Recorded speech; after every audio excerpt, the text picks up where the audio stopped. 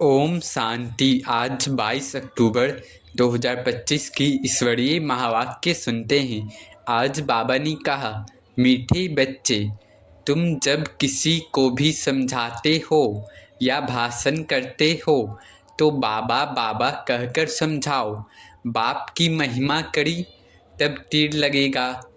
फिर प्रश्न में बाबा ने कहा, बाबा भारतवासी बच्चों से विशेष कौन से प्रश्न पूछते हैं? उत्तर में बाबा ने कहा, तुम भारतवासी बच्चे जो इतने साहूकार थे, सर्वगुण संपन्न, 16 कला संपूर्ण देवता धर्म के थे, तुम पवित्र थे, काम कटारी नहीं चलाते थे, बहुत धनवान थे, फिर तुमने इतना देने वाला कैसे निकाला है? कारण का पता है? बच्चे, तुम गुलाम कैसे बन गए? इतना सब धन दौलत कहाँ गवा दिया?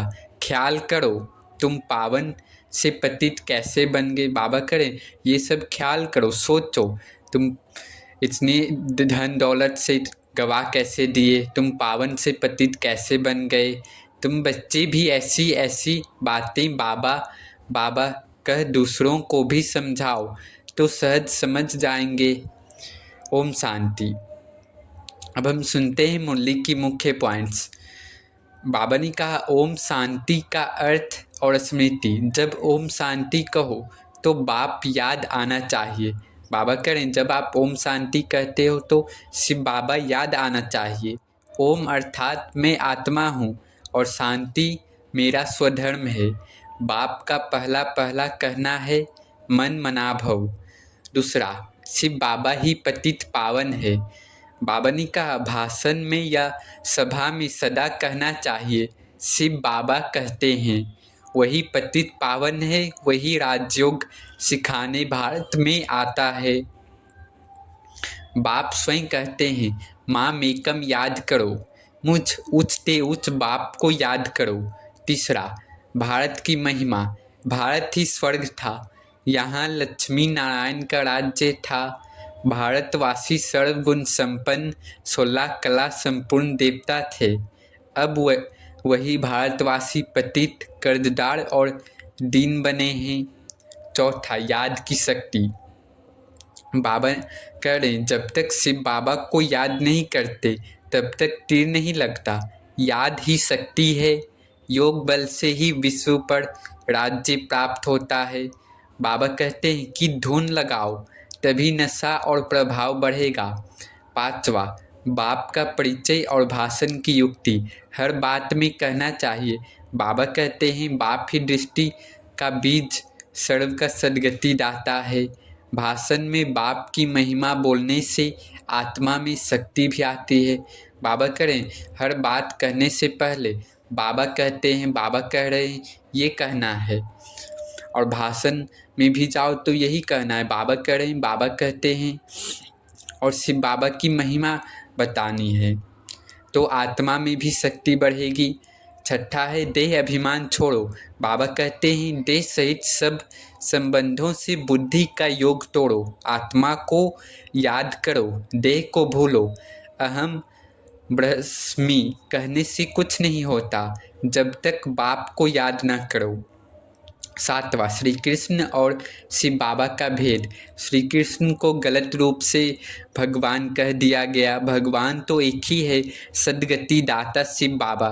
श्री कृष्ण विश्व का पहला राजकुमार था, वही बाद में लक्ष्मी नारायण बना। आठवां, ज्ञान और योग में अंतर। योग से विकर्म विनाश होते हैं और ज्ञान से ऊंचा स्टेटस मिलता है। सिर्फ ज्ञान सुनाने से नहीं, याद में रहना जरूरी है और ज्ञान की समझ भी जरूरी है। नौवां, कल्प वृक्ष और धर्म परिवर्तन। बाबा कह रहे हैं, यह अनेक धर्मों का कल्प वृक्ष है। सबसे पहले है देवी देवता धर्म, बाद में अन्य धर्म आते गए और भारत पतित होता गया। बाबा कहते हैं, यह धुन हर वक्त लगी रहे। सच्चा भाषण वही है जिसमें शिव बाबा का नाम हो। देह अभिमान में रहकर भाषण करने से प्रभाव नहीं निकलता। 11 है, पवित्रता और वैष्णव जीवन। बाप हमें अहिंसक वैष्णव बनाते हैं, अर्थात काम कटारी न चलाना। यही सच्चा वैष्णव जीवन है। फिर बाबा कहते हैं, यही मेरी सांस की याद बन जाए। हर विचार, हर बोल, हर कर्म में यह भाव रहे कि यह बात बाबा ने सिखाई है। जब मैं बोलूं तो आत्मा के रूप में बोलूं, देह नहीं। इस अभ्यास से बाबा की शक्ति मेरे शब्दों में उतरती है।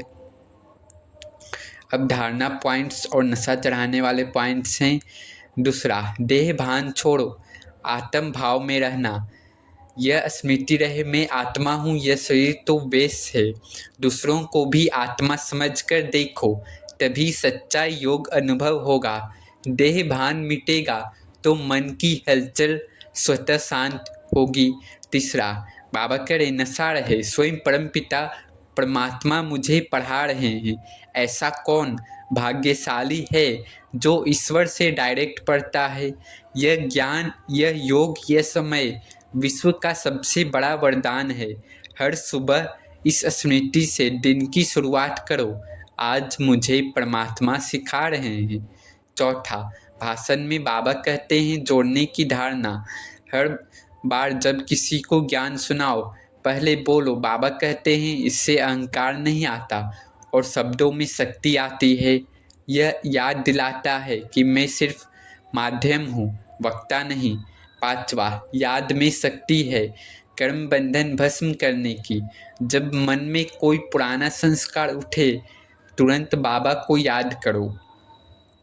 बाबा करें, अगर मन में कोई पिछले का संस्कार उठे, पुराना संस्कार, तो तुरंत बाबा को याद करो। यह याद ही याग है। बाबा करें, यह याद ही आग है जो विकर्मों को जलाती है। जितना बाबा को याद करेंगे उतना मन हल्का और निर्मल होता जाएगा। छठा, सेवा में विनम्रता और बाप की याद का संगम। सेवा करते समय यह भाव रहे, मैं नहीं, बाबा करा रहे हैं। इससे सेवा में थकावट नहीं आती और नशा बना रहता है। यह भावना हर कर्म को तपस्या बना देती है।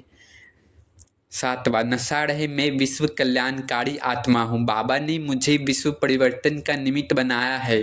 मैं बाबा की वह शक्ति हूँ जो दुख से शांति की ओर ले जाती हूँ। इस नशे से डर, आलस और संदेह दूर हो जाते हैं। आठवां, मर्यादा और पवित्रता की धारणा।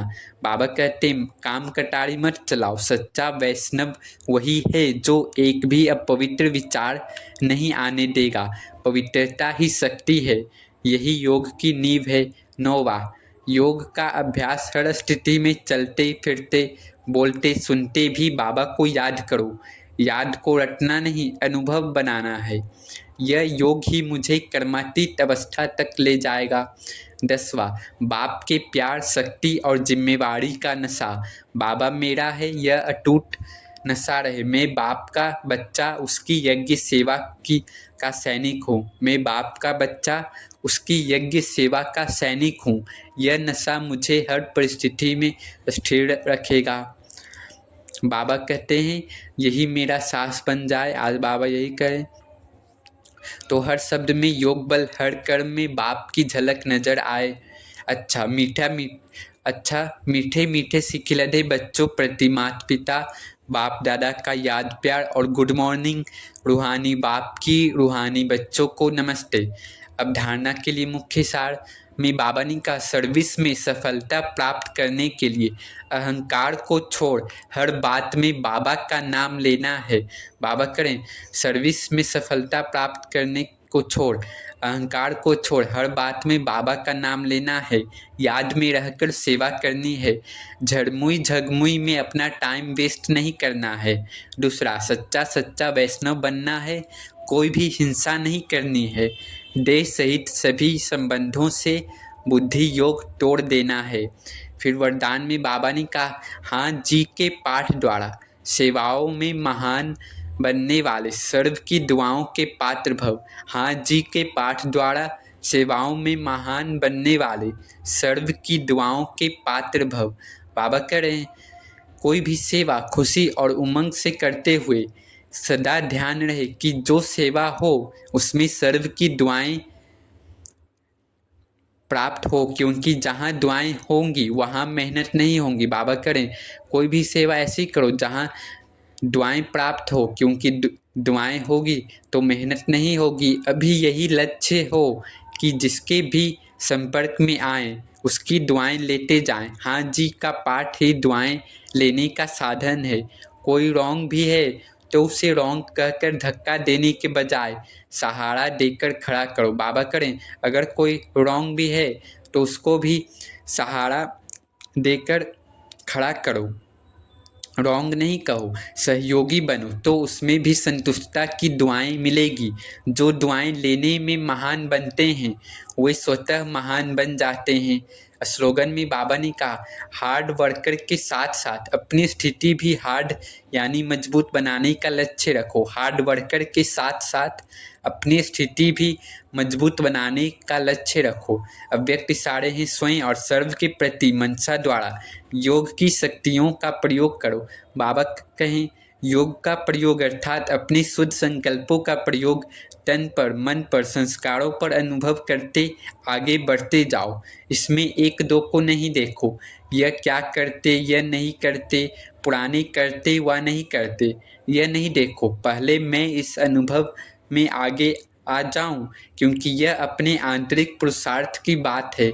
जब ऐसे व्यक्तिगत रूप में इसी प्रयोग में लग जाएंगे, वृद्धि को पाते रहेंगे, तब तक एक के शांति की शक्ति का संगठित रूप में विश्व के सामने प्रभाव पड़ेगा। अच्छा, ओम शांति, ओम शांति, ओम शांति।